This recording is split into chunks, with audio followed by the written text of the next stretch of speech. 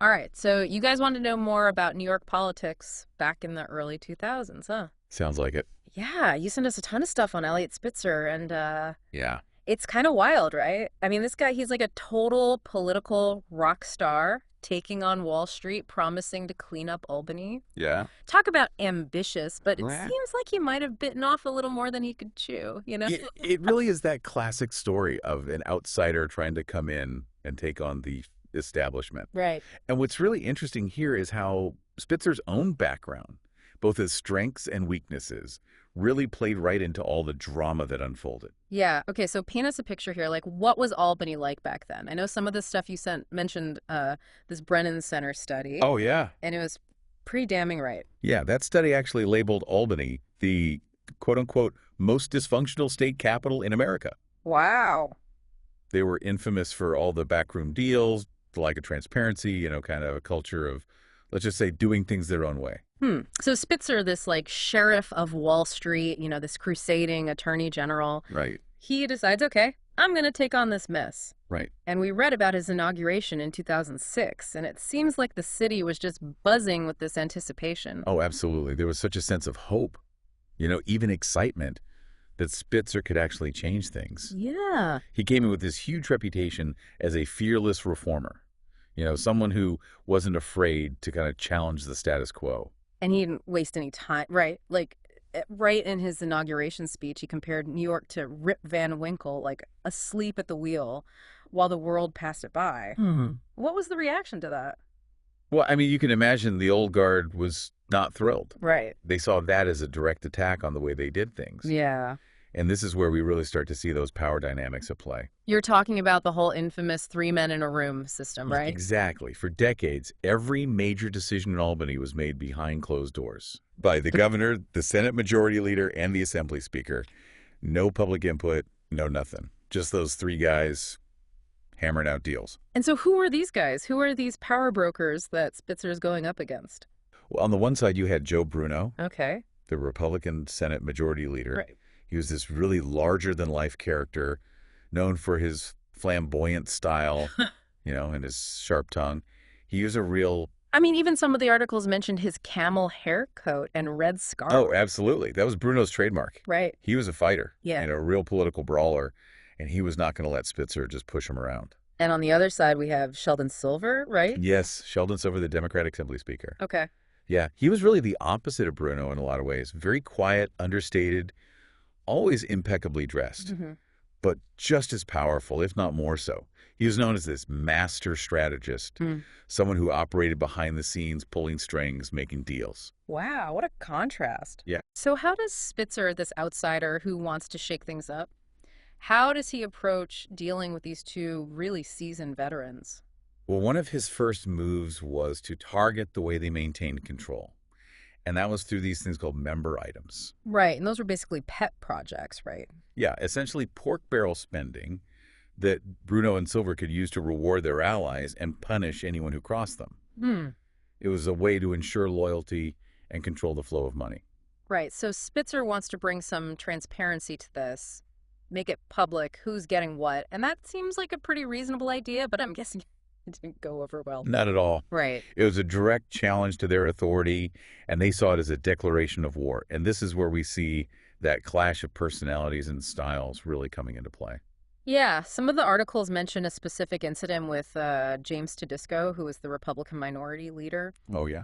And it sounds like things got pretty heated. They did. Apparently, Spitzer made a comment about running over Tedisco with a steamroller if he didn't cooperate. No. It was supposed to be a private conversation, but Tedisco leaked it to the press, Of course. and it made Spitzer look like a bully. Yeah, so right off the bat, Spitzer's kind of aggressive style is starting to backfire. Exactly. He was used to getting his way in the courtroom, but Albany was a whole different beast. Right. He really underestimated the power of that old guard and their willingness to fight back. And that fight really came to a head during the budget negotiations, right? Oh, absolutely. The state budget was where all those power struggles really played out. And we're talking about a massive budget, billions of dollars at stake. And the pressure to get it passed by the April 1st deadline was intense. So how did Spitzer handle these super high-stakes negotiations? Did he try to change the three men in a room system? He did. Okay. And it did not go smoothly. Okay. Spitzer insisted on having these open meetings, with other leaders present, instead of just the usual backroom deals. And the first meeting was incredibly awkward, almost comical. Yeah, the articles even mention Bruno complaining about the lack of water. Like, it sounds like he was just trying to derail the whole thing. It was pure political theater. Right. He knew how to play the game, how to use the media, and he wasn't afraid to stall things if it meant undermining Spitzer. But Spitzer did get the budget passed right. He did, but it was kind of a Pyrrhic victory. Okay. He had to compromise on a lot of his key priorities. Yes. And the whole process left the public feeling pretty disillusioned.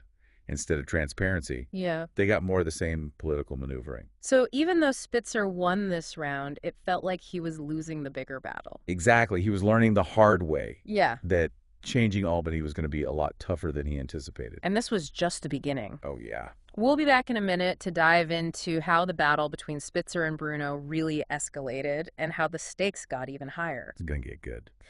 So last we left off Spitzer's butting heads with Bruno and Silver. They're blocking his agenda. The budget battle was a mess. Right. Did anything Spitzer try actually work? Well, he did manage to secure a small victory with a special election for a state Senate seat. Okay.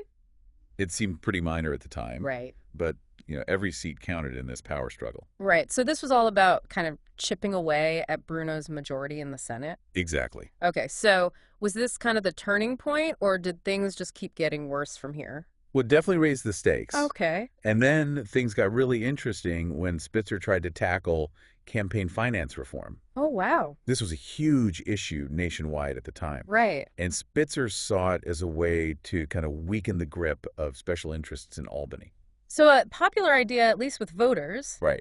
How did Bruno and Silver feel about this? I can't imagine they were too thrilled about having their fundraising abilities limited. You're right. They saw it as a direct attack on their power. Okay. Bruno especially had this unapologetic attitude about campaign donations. There's actually a quote in one of the articles where he says, quote, "If someone wants to give me $1 million because they like what we do, that's fine." Wow. Talk about a different era. Yeah. So how did Spitzer try to get this campaign finance reform passed? Well, he tried to force Bruno's hand by threatening to hold up a spending bill that Bruno really wanted. Oh, wow. It was a high-stakes gamble, Yeah. and it didn't pay off. Bruno simply adjourned the Senate, which effectively killed the bill. So another setback for Spitzer. Yeah. Was this when things started to get really personal between him and Bruno? It definitely escalated the conflict. Okay. And then something happened that completely changed the game. Okay. Spitzer's team uncovered some potentially damaging information about Bruno's use of state aircraft. Okay, now this is where it gets juicy. What did they find? Well, it seems that Bruno had been using state helicopters for personal trips. What? Things like going to political fundraisers and even meetings with private clients. There were even reports that the previous governor had actually restricted Bruno's access to state aircraft because of these questionable trips. So this wasn't just like a one-time thing. This was a pattern of behavior. Exactly. And this is where Spitzer faced a crucial decision. Right. What to do with this information. Right. It sounds like a golden opportunity to just take Bruno down. Did he go for it? Surprisingly, no. Really? Yeah, when his communications director, Darren Dopp, presented him with the information, Spitzer told him to leave it alone. Why would he do that? Was he worried about the political fallout or something? It's hard to say for sure. Yeah. Some sources suggest that he didn't want to stoop to Bruno's level, that he was trying to maintain some kind of higher ethical ground. Okay. Others believe that it was a strategic decision, that he didn't want to completely derail the legislative session by launching a public attack. Right. It does seem kind of out of character for Spitzer, sheriff of Wall Street, Yeah. to shy away from a fight. Right. So what changed his mind? Well, after the legislative session ended, and Bruno had blocked so many of his priorities, Right. Spitzer's anger kind of got the better of him. Okay. And he decided to unleash Dopp and go after Bruno. So classic case of revenge. It certainly looks that way. Yeah. According to Dopp, Spitzer was furious with Bruno and basically told him to do it, meaning release the information about the travel records.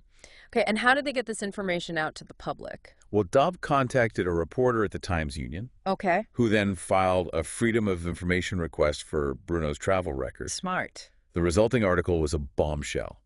It detailed how Bruno had repeatedly used state aircraft for political gain while claiming to be on official business. Talk about a scandal. How did the public react? They were outraged. It confirmed their suspicions about this whole culture of entitlement in Albany. You know how those in power felt like the rules didn't apply to them? Right. And what about Bruno? How did he respond to these accusations? He was furious. He accused Spitzer of orchestrating a smear campaign and vowed to fight back. This is where the whole thing exploded into this full-blown political war. This is incredible. So now we've got these two titans of New York politics, Spitzer and Bruno. They're publicly feuding. Each one's trying to take the other down. What happens next? Okay, so last we left off, things are getting pretty ugly between Spitzer and Bruno. This whole Troopergate thing, it really blew up in the media, right? Yeah, it was a complete mess, and it really spiraled out of control pretty quickly. Multiple investigations were launched, including one by the State Attorney General's office. Wow. Which is kind of ironic because Spitzer himself had headed that office just a few years earlier. Oh, man. Talk about awkward. So Spitzer, the crusading attorney general, the guy who took down corrupt corporations, he's now facing scrutiny for potentially unethical behavior. Exactly. It was a classic case of the hunter becoming the hunted. Even if Spitzer's actions weren't technically illegal, they certainly appeared hypocritical, and they really damaged his credibility. I bet Bruno didn't miss the opportunity to pile on. Oh, absolutely not. He went on the offensive, accusing Spitzer of being a hypocrite, demanding his resignation. Wow. The media had a field day with this portraying Spitzer as the sheriff of Wall Street, who had become a lawbreaker himself. But wasn't Bruno also facing some legal trouble of his own at this time? That's right. Bruno was under federal investigation for his business dealings. Okay. He'd received hundreds of thousands of dollars from a real estate developer who had benefited from state legislation that Bruno had supported. So you've got these two powerful figures, both embroiled in scandal. They're locked in this bitter public feud. It's almost Shakespearean. It really was a spectacle. Right. And ultimately, it led to the downfall of both men. Wow.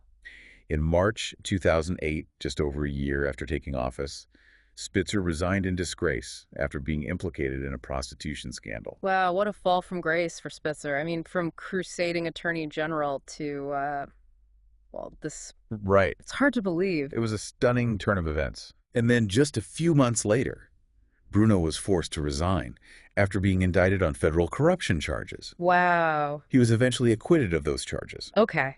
But his political career was over. So in the end, neither one really came out on top. What a wild story. What can we even learn from all of this? Well, I think it really highlights the dangers of unchecked power and ambition. Both Spitzer and Bruno, in their own ways, they became victims of the very system they were trying to manipulate. Right.